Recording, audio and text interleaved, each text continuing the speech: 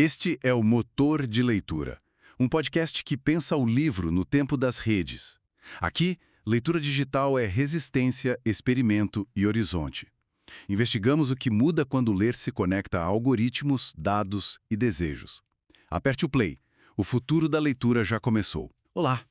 Hoje a gente vai explorar um universo muitas vezes cercado de mistério, né? A maçonaria. Nossa fonte é o livro La France-Maçonnerie pour les Nuls, que tenta descomplicar o assunto. A ideia é pegar os pontos-chave.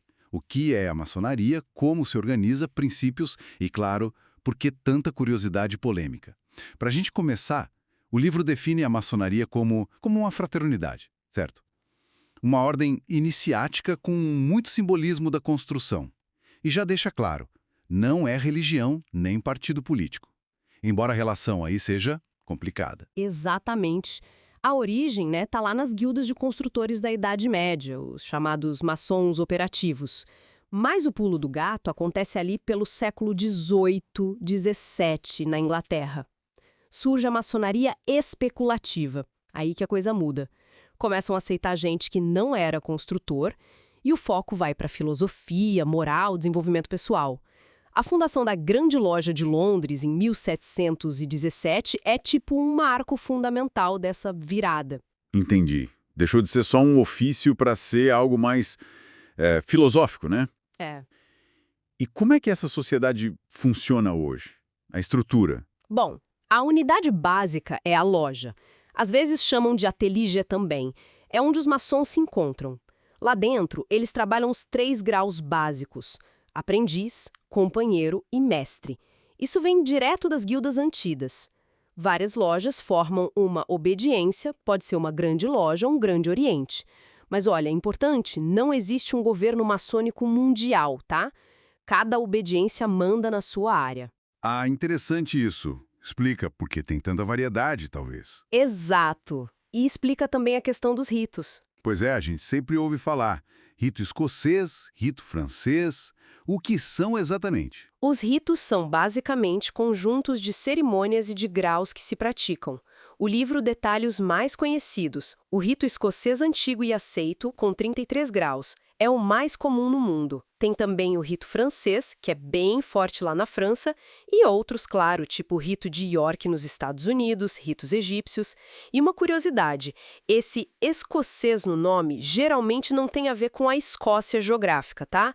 É mais sobre graus além dos 3 básicos. Entendi. São como especializações, digamos assim. E os valores por trás disso tudo? Quais são os pilares? O livro destaca 3: amor fraterno, ajuda mútua e verdade.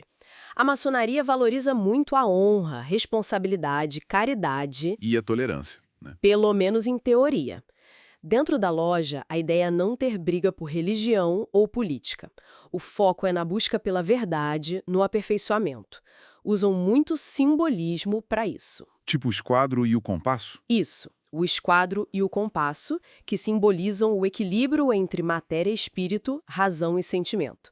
Ou a ideia de transformar a pedra bruta, imperfeita, numa pedra polida, que é o próprio maçom se desenvolvendo. Agora, a parte que sempre gera discussão. Política e religião. A regra é não discutir na loja, né? Sim, essa é a regra de ouro desde as constituições de Anderson, lá de 1723, para manter a paz interna. Pede-se a crença num grande arquiteto do universo, mas é um conceito aberto, sabe? Não é uma religião específica. Mas a história não é bem assim, né? Pois é, aí que tá a atenção.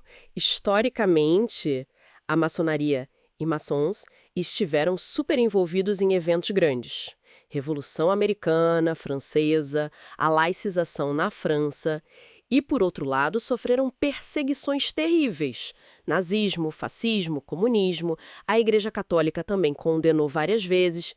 E tiveram casos controversos, como o Affaire des Fiches, na França, onde uma obediência colaborou com o governo para espionar militares. E isso abala a imagem, claro. Com certeza. Isso deve alimentar muitas teorias da conspiração. O livro entra nesses mitos, satanismo, controle mundial. Entra sim e dedica um bom espaço para desmentir. A história do satanismo veio muito de um farsante, Léo Táxil, no século XIX. Ele mesmo confessou depois. A ideia de controle mundial muitas vezes se apoia em textos falsos, como os Protocolos dos Sábios de Sião, que na verdade era propaganda antissemita russa. E como eu disse, não tem um comando central, então essa ideia de controle único não faz muito sentido prático. E o famoso segredo masônico. O livro diz que o segredo é mais sobre os modos de reconhecimento, toques, palavras, sinais e detalhes das cerimônias, não um plano secreto.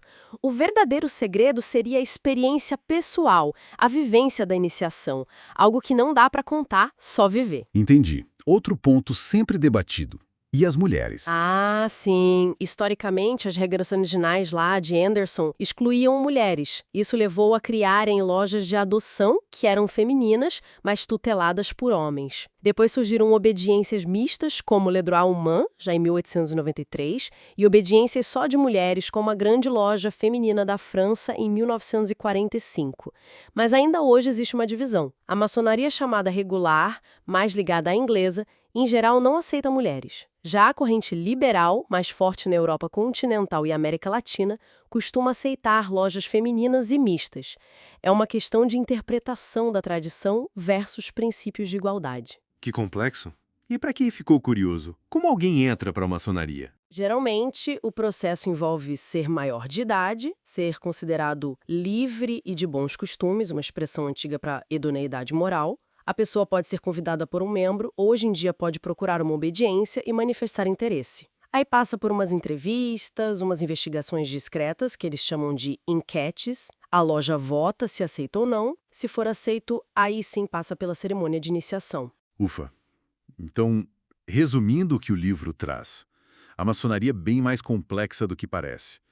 Uma fraternidade cheia de história, simbolismo, com ideais de melhora pessoal, tolerância, mas também com um passado e presente de controvérsias, mitos e debates internos importantes, como a questão feminina. Exatamente.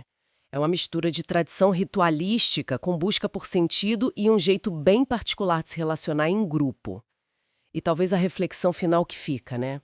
Num mundo que parece tão fragmentado, tão rápido, o que explica que uma organização assim, tão antiga e ritualística, ainda atrai a gente? Qual o lugar para essas estruturas que misturam filosofia, ritual e comunidade hoje, no século XXI? Fica a pergunta.